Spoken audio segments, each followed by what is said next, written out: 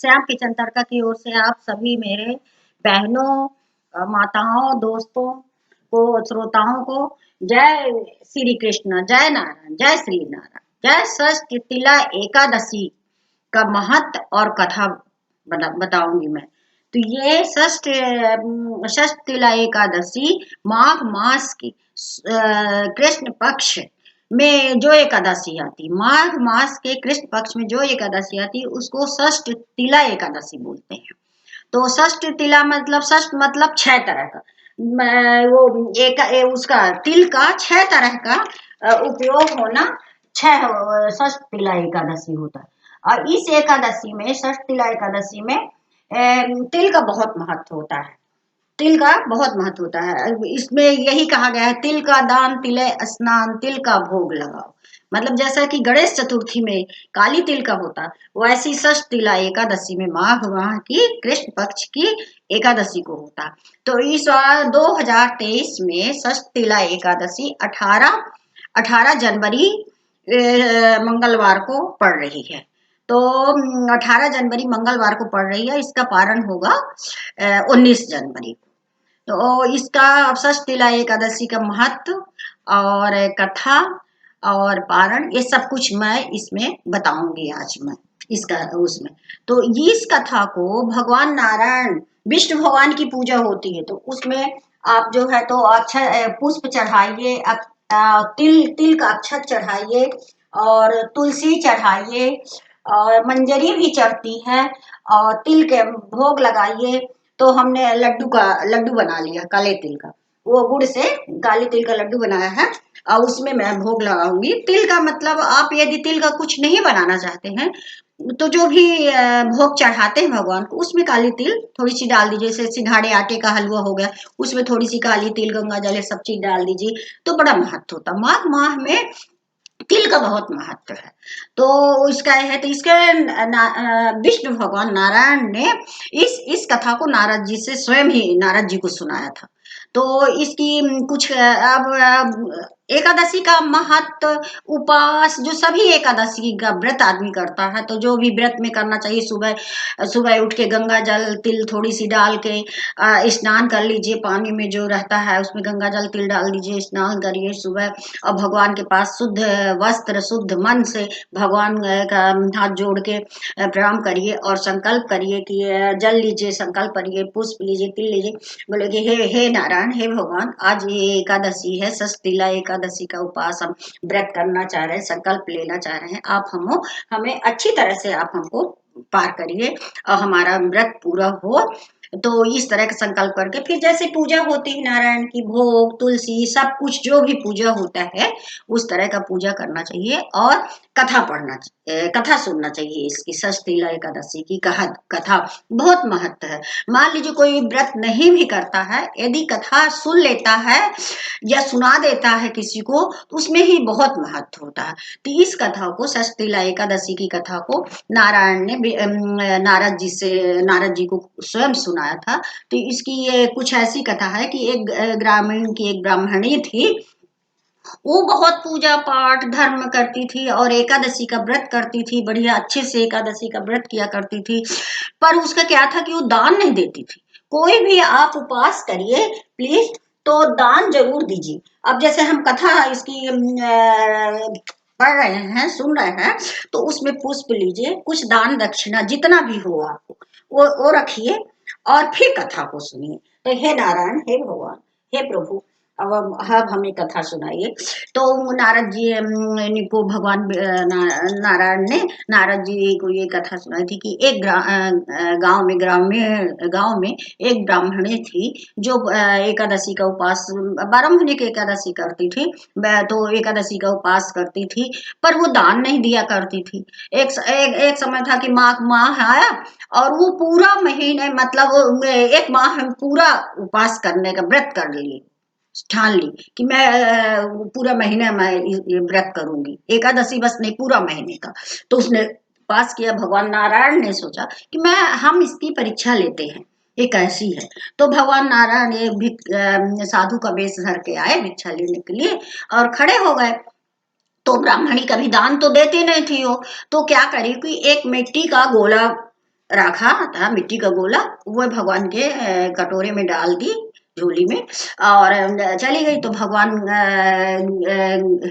गए तो बोले इसने तो मिट्टी दिया है। तो फिर अब वो जो है तो पूरा महीने का व्रत ठान ली थी, तो उपास रहती थी, कुछ खाती नहीं थी, उसका उसका शरीर बिल्कुल क्षीण होता गया, दुर्बल होती गई, और वो हो गई। तो एक दिन उसकी मृत्यु हो गई। तो मृत्यु में जब वो मौत हो गई, तो फिर वो वहां स्वर्ग जाती है। तो भगवान ने उसको क्या दिया, एक महल दिया, आलीशान महल दिया रहने के लिए। और उस महल में मकान में मतलब कुछ नहीं था, ना अन्न वस्त्र न जल, कुछ भी नहीं था, क्योंकि उसने दान नहीं दिया था, सिर्फ मिट्टी का दान दिया था। मिट्टी से तो घर बनता है ना, रहने का। तो वही भगवान ने कहा कि ले तुमने ऐसा दान किया है, तो फिर देखो कि क्या होता है। तो भगवान ये सब बताना चाहते हैं इसके माध्यम से कि ये काम करने से हमको ये फल मिलता है, और ऐसा होता है, यही भगवान है। तो वो उपास करती थी, सब कुछ करती थी, पर दान में तो कुछ भी नहीं देती थी। एक अन्न अन्न अन्न का दान, न वस्त्र का दान, न कोई चीज नहीं देती थी। सिर्फ वो मिट्टी का गोला दिया उसने, ढेला। तो अब महल में रहने लगी। अब उसको पास ना जल है पीने को, ना खाने को, ना पहनने को वस्त्र है, कुछ भी नहीं। अब बंद में महल में रहने लगी, बंद दरवाजे कर लेती थी, रहती थी। एक दिन वह ब्राह्मणी परेशान होके भगवान विष्णु भगवान के पास जाती है, नारायण के पास जाती है। तो बोले हे नारायण, आप ये कैसा है कि हमको इतना बड़ा महल दिए हो, आप हमको मिला है, आप तो सब कुछ कर सकते हैं, महल दिए हो, पर इसमें कुछ भी नहीं, हम कैसे जीवित रहें, कैसे रहें? ना तो अन्न है, ना वस्त्र, ना जल है, कुछ भी नहीं, तो फिर हम क्या करें? तो भगवान बोलते हैं कि हे ब्राह्मणी, तू ऐसा जा, तू अपना दरवाजा बंद करके रहो, बाहर मत निकलो। तो वो आएंगी, कन्या आएंगी, वो तुम्हारे पास देव कन्या आएंगी, तुम्हारे यहाँ कन्या, दो कन्या आएंगी, तो तुम दरवाजा मत खोलना, कुछ भी कहे मांगे, कुछ दरवाजा नहीं खोलना। वो क्या कह रही, क्या बोल रही है, उसको तुम सुनना, देव कन्या को। और जब पूरा हो जाएगा उनका जो भी बताना चाहती होंगी, जब पूरी हो जाएगी बात, तो फिर तुम दरवाजा खोलना, तो वो तुमको सब कुछ बता देगी। तो ऐसे ही ब्राह्मणी गई, दरवाजा बंद करके रहने रही। अब देव कन्या जब आई, तो दरवाजा बंद में अंदर रही आई। वो भगवान ने बोले, नारायण ने बोले थे कि तुम नहीं निकलना भाई, ना कुछ बोलना उनसे। तो जब उनकी बात समाप्त हुई, तो फिर वो ब्राह्मणी ने दरवाजा खोला। तो देव कन्या ने यही क्या सुनी थी कि यही षष्ठ तिला एकादशी की यही कथा, जो नारायण भगवान विष्णु भगवान ने नारद जी को सुनाया था, वही देव कन्या वहां बाहर खड़े होके सुना रही थी। तो उसने सुना। फिर देव कन्या कहती कि हे ब्राह्मणी, तू ऐसा करके 4 दिन बाद, देव कन्या से सब बताती है अपनी वृतांत।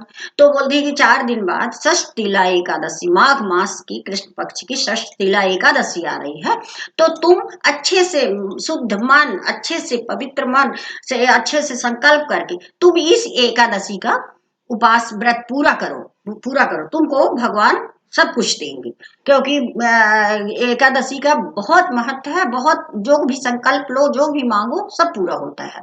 तो देव कन्या ऐसे कहीं। और फिर इसके बाद तुम बढ़िया, जब तुमको सब कुछ मिल जाएगा तो तुम दान करो, यज्ञ करो, सबको अच्छा दक्षिणा दो, खवाओ, ब्राह्मण भोजन करो, जो भी करो, पर तुम इसी तरह का व्रत करो। तो व्रत व्रत के दिन आप यही तिल का चढ़ाइए, और भी चढ़ा सकते हैं, फल फूल सब कुछ, माने अन्न नहीं चढ़ाना, चावल नहीं चढ़ाना, चावल वर्जित है।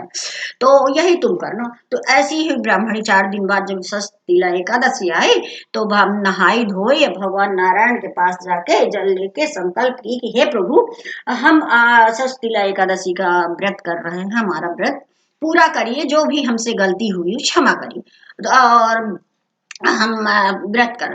तो फिर वो ब्राह्मणी ने इसी तरह किया, और उसका व्रत पूरा हुआ, उसको अन्न धन सब कुछ मिल गया उपास में, व्रत किया तो प्रभाव से, महत्व से।